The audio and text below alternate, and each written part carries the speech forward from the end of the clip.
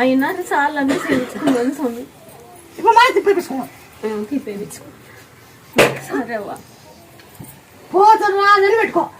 ఒక 20 కిలో ఏం చెప్తాంటే పోతలై నిమ్మ పండుని తిను. పోతలు రాదు పెట్టడం ముత్యాల పోతరాలు పెట్టుకో. నీకు ఇప్పుడు సంతానం నిలబడిందంటే అప్పుడు నీ కడుపులో బాగా గుర్తుపెట్టుకో. నీ సంతానం నిలబడిందంటే నీ కడుపులో అది గుర్తుపెట్టుకో. నేను ఇచ్చి చూపిస్తా, ఇచ్చి చూపిస్తా. నాతో అవుతాను.